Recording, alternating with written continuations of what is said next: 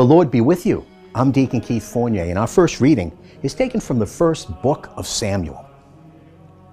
Saul thereupon took 3,000 men selected from all Israel, and he went in search of David and his men east of the rocks of the mountain goats. He came to the sheepfolds along the route where there was a cave, and he went in to cover his feet. Now, David and his men were sitting in the recesses of the cave. David's men said to him, "Today is the day of which Yahweh said to you, I shall deliver your enemy into your power. Do what you like with him." David got up and, unobserved, cut off the border of Saul's cloak. Afterwards, David reproached himself for having cut off the border of Saul's cloak.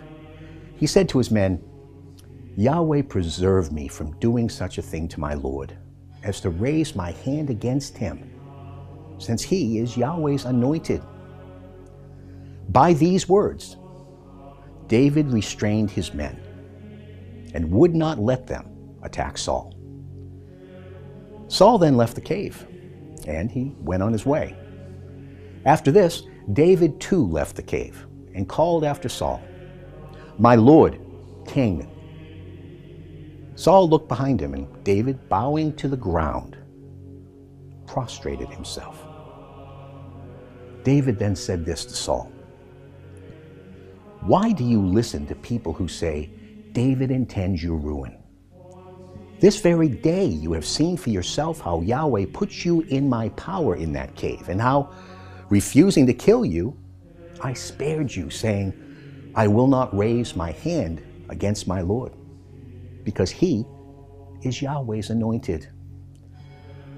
Look, Father, look at the border of your cloak in my hand. Since although I cut the border off of your cloak, I did not kill you. Surely you realize I intend neither mischief nor crime. I have not wronged you, and yet you hunt me down to take my life. May Yahweh be judge between me and you, and may Yahweh avenge me on you. But I shall never lay a hand on you. As the old proverb says, wickedness comes out of wicked people. I shall never lay a hand on you." On whose trail is the king of Israel campaigning? Whom are you pursuing? On the trail of a dead dog? Of a flea? May Yahweh be the judge and decide between me and you. May he examine and defend my cause and give judgment for me by rescuing me from your clutches. Now when David had finished saying this to Saul, Saul said, "Is that your voice, my son David?" And then Saul began to weep aloud. "You are upright and I am not," he said to David, "since you have behaved well to me, whereas I have behaved badly to you. And today you have shown how well you have behaved to me, since Yahweh had put me in your power, but you did not kill me. When a man comes on his enemy, does he let him go unmolested? May Yahweh reward you for the good that you've done me today. Now I know that you will indeed reign, and that the sovereignty in Israel will pass into your hands." And our response is taken from Psalm 57. "I call to God the Most High, to God who has done everything for me. May he send from heaven and save me, and check those who harry me.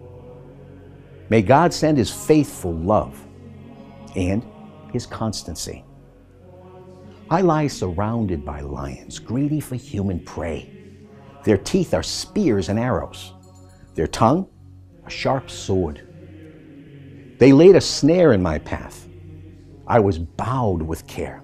They dug a pit ahead of me, but fell in it themselves.